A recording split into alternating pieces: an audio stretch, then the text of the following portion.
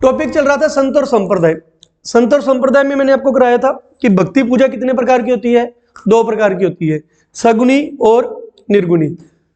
मूर्ति के साकार रूप की पूजा करना सगुनी कहलाता है, मूर्ति की पूजा ना करना या भगवान के निराकार रूप की पूजा करना निर्गुणी कहलाता है। हमारा सगुनी कंप्लीट हो गया था, जिसमें हमने वैष्णव संप्रदाय, शैव संप्रदाय, दासी संप्रदाय, नाथ संप्रदाय वगैरह किए थे। निर्गुण संप्रदाय में हमने जाम्बो जी कर लिया था, जसनाथ जी कर लिया था। लगभग निर्गुण संप्रदाय के हमारे कंप्लीट ही हो गए थे। निर्गुण संप्रदाय में एक रहता था, वो है दादू संप्रदाय। अब देखो, इसको एक बार आपको स्टोरी बना के समझाने की कोशिश करता हूं कि आपको मैटर एक बार भी याद हो जाए। इधर ध्यान देना आप सारे। एक स्टोरी सुनाता हूं आपको मैं। दादू संप्रदाय, ये हमारा राजस्थान, ये है गुजरात, ये है गुजरात का अहमदाबाद, ये है नदी साबरमती नदी। ध्यान से सुनिएगा सारे, ये है साबरमती नदी।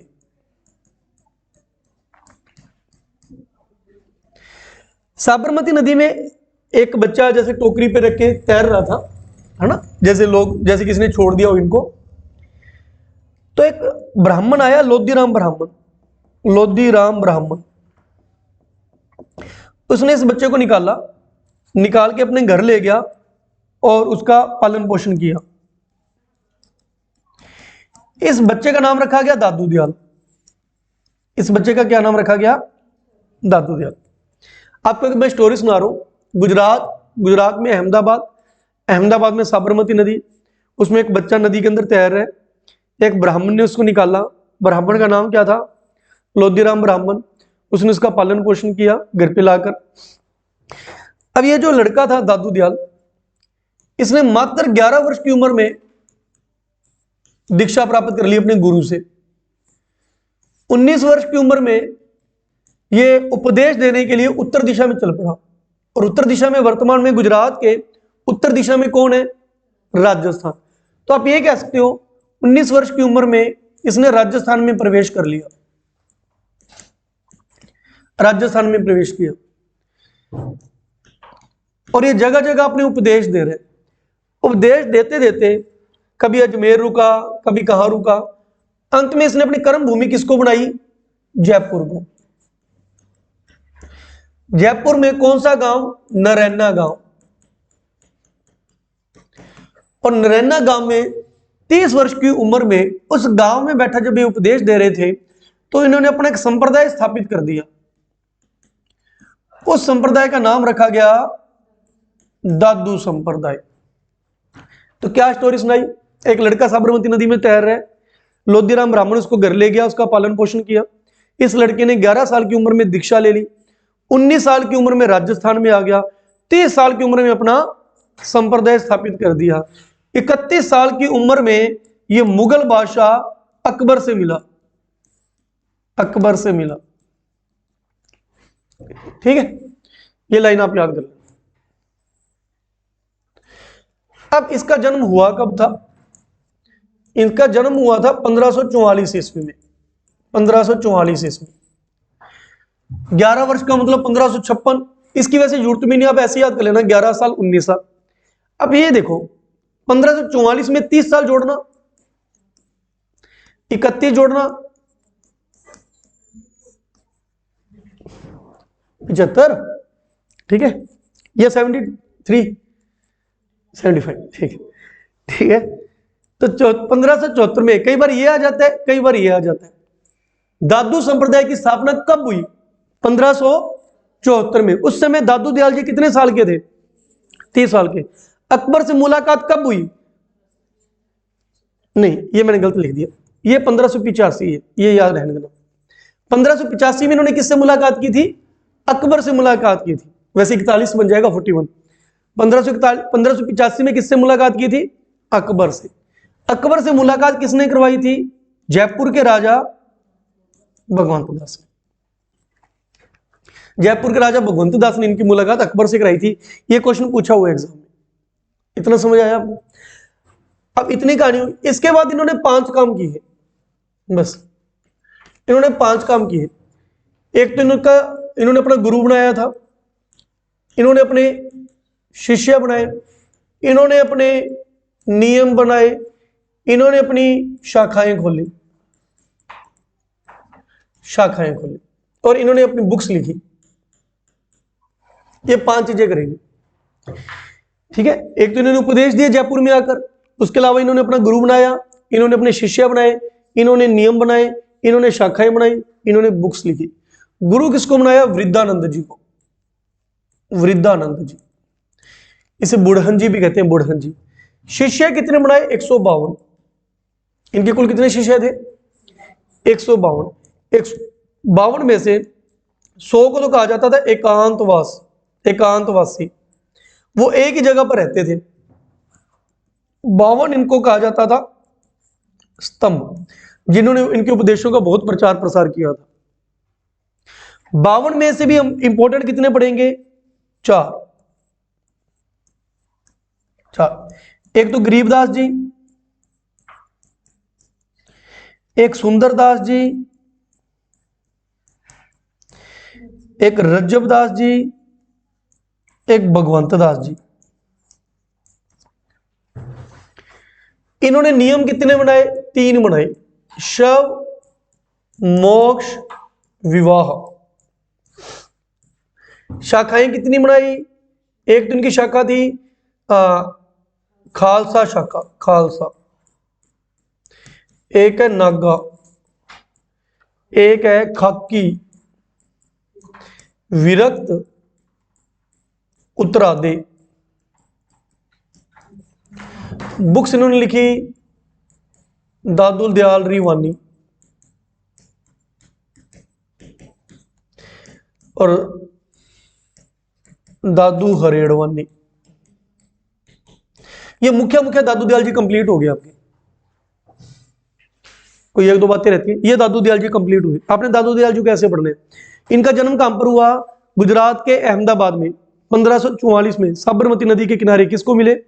लोधीराम ब्राह्मण को। 11 साल की उम्र में गुरुओं से दीक्षा ले ली, 19 साल की उम्र में राजस्थान आ गए, 30 साल की उम्र में आकर दादू संप्रदाय की स्थापना कर दी। 41 साल की उम्र में 1585 में किससे मुलाकात होगी? अकबर से मुलाकात होगी। इन्होंने राजस्थान में आकर 5 काम किए। इन्होंने क्या किया? बुक्स लिखी, इन्होंने गुरु बनाए, इन्होंने शिष्य बनाए, इन्होंने शाखाएं खोली, इन्होंने नियम बनाए। गुरु किसको बनाया? वृद्धानंद जी को। शिष्य कितने बनाए? 152। 152 में से 100 को क्या बोला जाता है? एकांतवास। 52 को क्या बोला जाता है? स्तंभ बोला जाता है। 152 में से इंपॉर्टेंट कितने हैं? 4 है। उन 4 के नाम बताइए। गरीबदास जी, सुंदरदास जी, रज्जब जी, भगवंत दास जी। आमेर का राजा भगवंत दास। गुरु हो गए, शिष्य हो गए। बुक्स लिखी इन्होंने दादू हरेड़वानी, दादू दयाल रीवानी, दादू हरेड़वानी, दादू दयाल रीवानी। इनके मंदिर में मूर्ति की जगह इनकी वाणी की ही पूजा होती है। इनकी मूर्ति की पूजा, क्योंकि कौन सा संप्रदाय पढ़ रहे हो? निर्गुण संप्रदाय। निर्गुण में मूर्ति पूजा तो होती नहीं, इनकी मूर्ति की बजाय इनकी वाणी की पूजा ही होती है, ठीक है। ओके, इन्होंने नियम बनाए, शव, मोक्ष, शादी। क्या मतलब है अभी मैं बताता हूं आपको, समझ आ गया? 5 शाखाएं थी, खालसा, नागा, खाकी, विरक्त और उत्तरादि। इसका क्या मतलब है? इनके 3 नियम थे। शव, ये क्या करते थे? शव को ना तो पहले जलाते थे ना दफनाते थे। जब बंदा मर जाता है तो इसको पहाड़ियों पे रख दिया जाता है बंदे को, ताकि भूखे जानवरों का पेट भर सके। भूखे जानवरों का पेट भर सके इसलिए अपने शव को क्या करते हैं? किसी ना किसी पहाड़ी पर रख देते हैं। दादू दयाल जी भी जब मर गए थे तो जो इनकी कर्म भूमि थी नरैना गांव, इन्होंने अपनी कर्म भूमि क्या बनाई थी? जयपुर का। वहीं पे बैठ के उपदेश देते थे, वहीं पे संप्रदाय की स्थापना की थी। तो नराना गांव के अंदर एक पहाड़ी थी, बैराड़ की पहाड़ी। बैराड़ की पहाड़ी, इनके मरने के बाद इनके शव को वहीं पे रखा गया था। किनके शव को? दादू दयाल जी के शव। मोक्ष, इसी को ये तपस्या सिर्फ किसके लिए करते थे? मोक्ष प्राप्त करने के लिए, मोक्ष प्राप्त करने के लिए। और जब इनके शव को जानवर अच्छे से खा लेते थे, फिर जो बची कुची चीज होती थी उसको दफनाते थे बाद में। विवाह, ये लोग विवाह नहीं करते थे, विवाह नहीं करते थे। दादू संप्रदाय के लोग विवाह नहीं किया करते थे। आ रही बात समझ गया? ये 3 नियम थे। शाखाएं चलाई थी खालसा, नागा, खाकी। खालसा शाखा किसने चलाई थी? गरीबदास। इनके कौन से शिष्य ने चलाई थी? गरीबदास जी ने। भूल जाओ तो याद रख सकते हो, जो बंदा गरीब है, मान लो कहानी बनानी है, गरीब है, कपड़े फटे हुए हैं, तो उसके नीचे से क्या दिख रही है? खल दिख रही है, खल। खालसा शाखा गरीबदास जी ने चलाई थी। नागा शाखा और खाकी शाखा चलाई थी इनके शिष्य सुंदरदास जी ने। सुंदरदास जी ने चलाई थी। नागा शाखा के लोग अपने पास वो भी रखते हैं, हथियार वगैरह। विरक्त वो होते हैं जो घूमते फिरते प्रचार प्रसार करते हैं। विरक्त कहते हैं ना, घर से विरक्त हो गया मैं तो। जो घूमते फिरते अपने संप्रदाय का क्या करते हैं? प्रचार प्रसार करते हैं। उत्तरादे वो है, उत्तरादे किसने चलाई थी? बनवारी ने। इनके शिष्य है उत्तरादे वो थे जो भगत इनके किधर चले गए थे? उत्तर दिशा में। जो भगत इनके उत्तर दिशा में चल गए थे, उन्होंने कौन सी शाखा चलाई थी? उत्तरादे। इतना समझ आया आपको? ओके। बुक दादू दयाल रिवानी, दादू हरियड़वानी। ओके। दादू दयाल जी के बारे में और कोई खास बात? एक तो इन्हें कहा जाता है राजस्थान का कबीर, याद कर लेना। राजस्थान का कबीर किसे कहते हैं? दादू दयाल जी। राजस्थान में भक्ति आंदोलन के जनक। राजस्थान में भक्ति आंदोलन के जनक। राजस्थान में भक्ति आंदोलन के जनक किसे कहते हैं? दादू दयाल जी को कहते हैं। राजस्थान का कबीर किसे कहा जाता है? दादू दयाल जी को कहा जाता है। इनके मंदिर में मूर्ति पूजा ना करके किसकी पूजा करते हैं? इनकी वाणी की पूजा करते हैं। इनके भगत जब एक दूसरे को बुलाते हैं, अपने क्या बोलते हैं? राम राम बोलते हैं ना। ये क्या बोलते हैं? सत्याराम। अभिवादन वाक्य क्या है? अभिवादन वाक्य है सत्याराम। ठीक है, इसको ये अपने कंप्लीट हो गए जी। क्या? दादू दयाल जी। इनके शिष्य पढ़ लें, समझ आ गया आपको? ऐसे स्टोरी वाइज पढ़ लेना। अहमदाबाद में जन्म, मेन कर्म भूमि क्या है? जयपुर का नरैना का वो इनकी कर्म भूमि है। वहीं पे इन्होंने अपने दादू संप्रदाय की स्थापना की थी। 5 काम किए थे, गुरु बनाए, शिष्य बनाए, नियम बनाए, बुक्स बनाई, शाखाएं बनाई। बस अगर आपको ये पिक्चर याद होगी तो दादू दयाल जी याद होगी। आप थ्योरी के अकॉर्डिंग बुक्स में कॉपी में बार बार याद करोगे, वो कंफ्यूजन हो सकती है। ओके। इनके शिष्य पढ़ते हैं गरीबदास, सुंदरदास, रज्जब जी, भगवंत दास। इनके बारे में क्या क्या क्वेश्चन है? गरीबदास जी के ऊपर से एक ही क्वेश्चन बनता है। इनको ये अपना बड़ा बेटा मानते थे। बेटा मानते थे, बस शादी तो हुई नहीं थी दादू दयाल जी की। ये अपना बेटा किसको मानते थे? गरीबदास जी को। दादू दयाल जी के एक्सपायर होने के बाद उनकी गद्दी पर कौन बैठे थे? गरीबदास जी बैठे थे। सुंदरदास जी ने 2 शाखाएं चलाई थी, कौन कौन सी? नागा शाखा और खाकी शाखा। इन्होंने 2 शाखाएं चलाई थी। इनके ग्रंथ कितने? 42 ग्रंथ है इनके। इन्होंने कितनी किताबें लिखी हैं? 42, जिनमें से मेन है सुंदर सार, सुंदर ज्ञान, सुंदर सर्वोदय। ये इनकी मेन किताबें हैं, याद कर लेना। बस 42 ग्रंथ लिखे थे। हाँ जी, ये भाई साहब रज्जब जी, इन्होंने बेचारे ने क्या फैसला ले लिया? शादी करने का। चलो फैसला तो ले लिया, सो ले लिया। आशीर्वाद लेने किसके पास चले गए? उस गुरु के पास चले गए जो शादी करने के सख्त खिलाफ थे। तो जब ये दादू दयाल जी के पास आशीर्वाद लेने जाते हैं, तो जैसे बड़े बंदे सुनाते हैं तो उसको अच्छी खासी सुनने को मिली। फिर इन्होंने वचन लिया कि मैं ता उम्र ये ड्रेस ही नहीं उतारूंगा। ठीक है, ता उम्र किस में रहूंगा? दुल्हे के वेश में रहूंगा। तो दादू दयाल जी के उस शिष्य का नाम बताइए जो ता उम्र दुल्हे के वेश में रहे थे? रज्जब जी। फिर जब दादू दयाल जी एक्सपायर हो जाते हैं तो ये कहते हैं जब मेरे देखने के लिए मेरे गुरु ही नहीं रहे, फिर पूरा संसार मेरे लिए कुछ भी नहीं है देखने के लिए। इन्होंने अपने आंखों पर क्या बांध ली थी? पट्टी बांध ली थी, और मरते दम तक आंखों पर पट्टी नहीं उतारी थी। तो ऐसे होते थे शिष्य। ऐसे महाभारत में किसने किया था? द्रौपदी ने किया था क्या? अच्छा, फिर बताओ। एकलव्य ने किया था। वेरी गुड, बहुत बढ़िया। आप आंसर बताओ, मैं कैमरे का मुख उस तरफ करता हूं जो आप। गंधारी ने किया था। किसने किया था? गंधारी ने किया था। ठीक है, उसके हस्बैंड देख नहीं पाते थे, उसने भी अपने क्या किया था? पट्टी बांधी थी। नहीं, मैंने तो नहीं कहा ना, मैंने ये तो नहीं कहा शिष्य गुरु का। मैंने तो ये कहा था कि महाभारत के समय भी आंखों में पट्टी किसने बांधी थी? एकलव्य ने तो क्या किया था? अंगूठा काटा था। आप वो बता रहे होंगे ना मेरे को। कोई बात नहीं, गुरु और शिष्य का बता रहे थे, कोई बात नहीं, इसलिए मैंने कैमरा किया नहीं। नेक्स्ट देखिए, चलो ओके, एक लास्ट क्या है, भगवंत दास जी। भगवंत दास जी, आमेर की उस राजा का नाम बताइए जो दादू दयाल जी के समर्थक थे, जो दादू दयाल जी के अनुयायी थे, भगवंत दास। और भगवंत दास ने ही दादू दयाल जी की मुलाकात किससे कराई थी? इन्होंने अधीनता स्वीकार कर ली थी ना मुगलों की, आमेर में कराएंगे, आमेर वंश में। मुगलों की सबसे पहले अधीनता किस वंश ने स्टार्ट की थी? कछवाहा वंश ने। पहले बारमल ने की थी, फिर भगवंत दास था, फिर मान सिंह था। तो इनकी तो मुगलों के साथ आनी जानी अच्छी थी, तो अकबर की मुलाकात इन्होंने ही दादू दयाल के साथ करवाई थी 1585। ठीक है, नेक्स्ट दादू दयाल जी हो गए। और कौन सा रहता है आपका? नेक्स्ट अपने करते हैं कुछ अलग से, सगुन भी हो गया, निर्गुण भी हो गया। ऐसे संप्रदाय जो सगुण भी मानते हैं और निर्गुण भी मानते हैं, कोई दो चार रहते हैं, अपने कर ले। एक तो अपने कर लेते हैं चरणदासी संप्रदाय। चरणदासी संप्रदाय ये वो है जो सगुण प्लस निर्गुण दोनों में विश्वास करते हैं।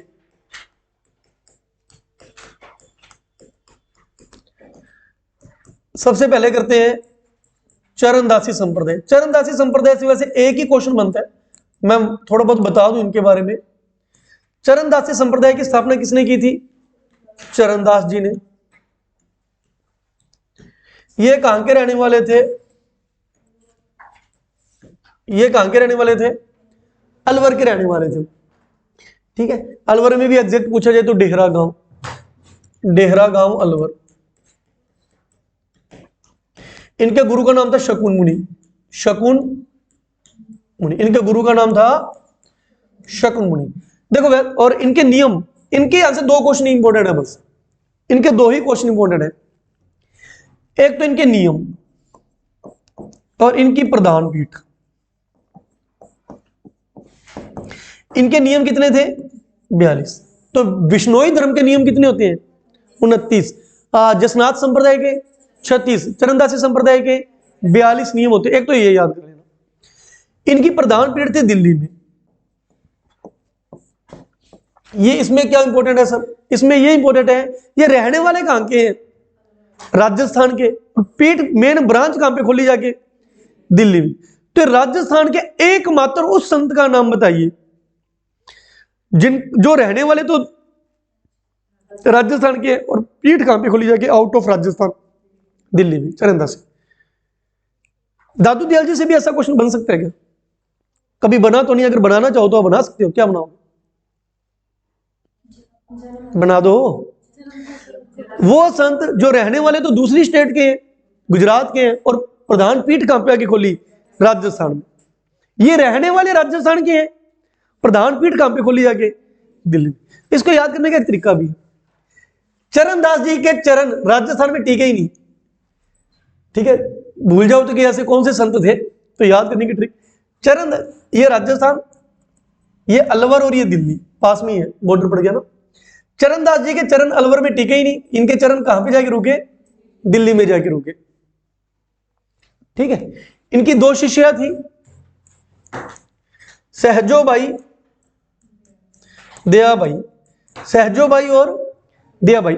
सहजोबाई की पुस्तक का नाम था सहज प्रकाश। सहज प्रकाश, इसका नाम था दयाबोध था, दयाबोध। ठीक है, दयाबोध। और विनय मल्लिका भी है वैसे इसकी किताब, विनय मल्लिका। मैं क्या करा रहा हूं? मैं करा रहा हूं चरणदास जी के शिष्यों का नाम, लड़कियां दोनों शिष्या। इनकी दो शिष्या थी, सहजोबाई, दयाबाई। इनकी बुक का नाम सहज प्रकाश, उनकी बुक का नाम दयाबोध और विनय मल्लिका। ये है जी आपके चरणदासी संप्रदाय। इनकी जो समाधि बनी है वो डेरा गांव अलवर में ही है। ठीक है, ये लोग क्या करते थे? पीले वस्त्र पहनते थे, पीली उनका धागा पहनते थे। इन्होंने एक भविष्यवाणी की थी कि नादिर शाह भारत पे आक्रमण करेगा, नादिर शाह भारत पर आक्रमण करेगा, और वास्तव में नादिर शाह ने भारत पर आक्रमण किया था। बाकी इतना याद कर लेना बस, 42 नियम, प्रधान पीठ दिल्ली, और दो शिष्यों के नाम। ठीक है, हालांकि इनकी भी किताबें, वैसे तो इनकी किताब का नाम है ब्रह्मा ज्ञान, भक्ति ज्ञान, इनकी खुद की किताबें हैं, ब्रह्मा ज्ञान है, भक्ति ज्ञान है और ब्रह्मा चरित्र है, कर लेना याद ब्रह्मा चरित्र।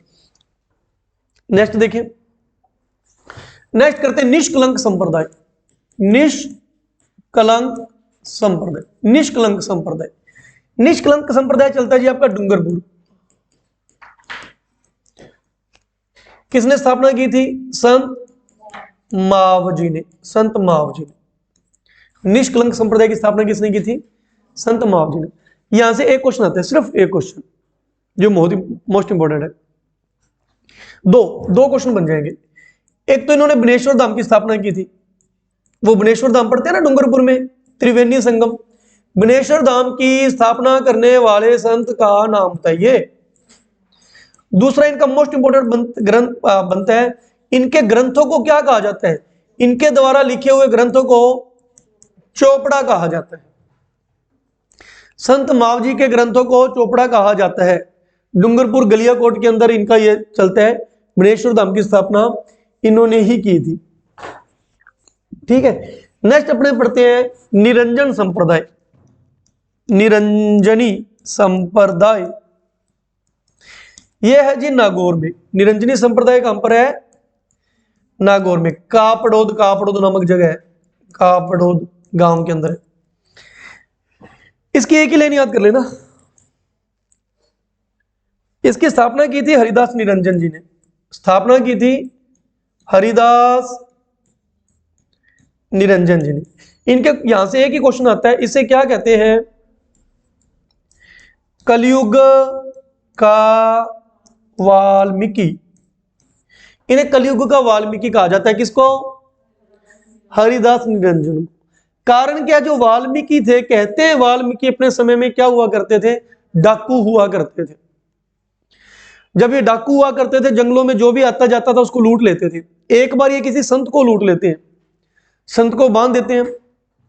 फिर संत कहते हैं कि तूने मेरे को क्यों बांधा, है ना? तो फिर संत कहते हैं कि तू किसके लिए कमा रहा है? कहते मैं अपने बच्चों के लिए कमा रहा हूं। तो संत क्या कहते हैं कि जब नरक में जाना पड़ेगा तो नरक में तू अकेला जाएगा या तेरे घर वाले भी जाएंगे? कहता जब मैं उनके लिए कमाता हूं तो वो भी तो मेरे साथ ही जाएंगे। तो संत कहता है ऐसे कर, यहां पे पेड़ से मेरे को बांध दे, तो घर पे ले जाके पूछ कर आ कि तेरे साथ कौन कौन जाएगा। तो ये अपने घर जाते हैं, अपने बीवी से पूछते हैं कि मैं जो भी कमाई करके लाता हूं गलत कमाई करता हूं, जब नरक में जाना पड़ गया तो तू मेरे साथ ही चलेगी? कहती मैं क्यों चलूंगी तेरे साथ। ठीक है, तू मर्द है, तेरा ये कर्तव्य है कि तू कमाई करके ला, है ना? तो जैसे भी कमाई करके ला, तेरा कर्तव्य है कि हमारे पूरे परिवार का पेट पाल। लेकिन वो तो अच्छे कर्म कर चाहे बुरे कर्म कर, हम तेरे भागीदारी नहीं। बेटे से पूछा, बेटा कहता पापा मैं भी नहीं आपके साथ जाता। माँ कहती मैं भी नहीं तेरे साथ जाती नरकों में। तब इसकी आंखें खुल जाती हैं और ये आके पेड़ से आके संत को छोड़ देते हैं और खुद भी क्या बन जाते हैं? संत। ऐसा ही सेम घटना किसके साथ घटी? ये भी पहले डाकू थे, बाद में मन परिवर्तित हो जाता है और क्या बन जाते हैं? संत बन जाते हैं। इसलिए इनको क्या कहा जाता है? कलयुग का वाल्मीकि, कलयुग का वाल्मीकि। नागौर के हैं, कापड़ोद गांव के, नागौर।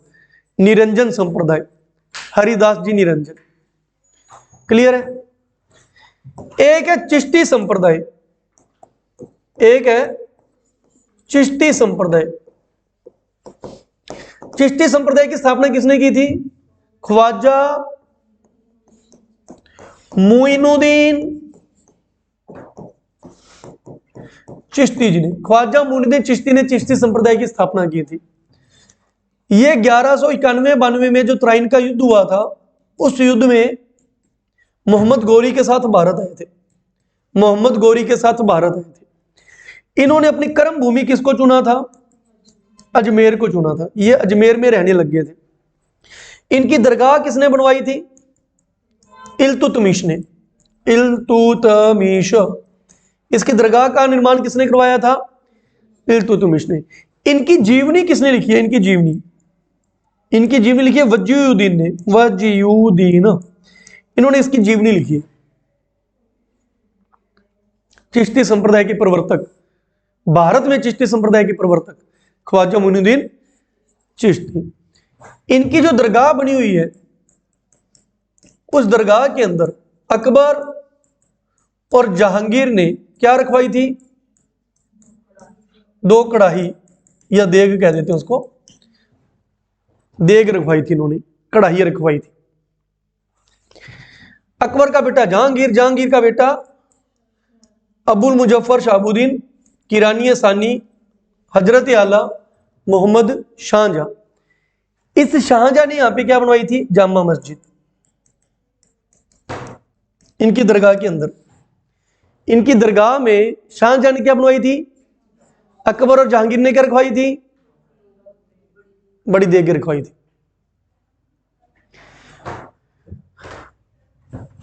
प्रमुख राजस्थान के प्रमुख व्यक्तित्वों में हम एक व्यक्ति पढ़ते हैं, अर्जुन लाल सेठी, जिसने जयपुर में क्रांतिकारियों को तैयार करने के लिए फैक्ट्री खोल रखी थी। इस फैक्ट्री में क्रांतिकारी तैयार होते थे, जोरावर सिंह बारठ, प्रताप सिंह बारठ, या कई क्रांतिकारी हैं जिनको इन्होंने ट्रेनिंग दी थी।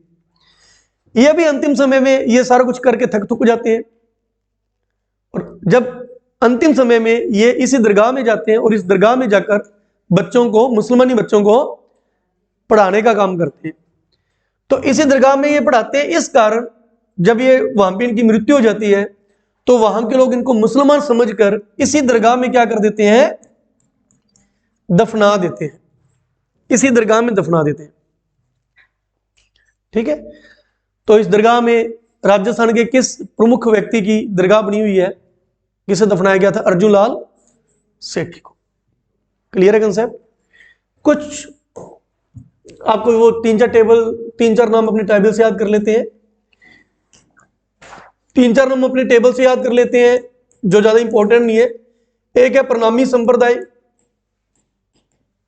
ठीक है।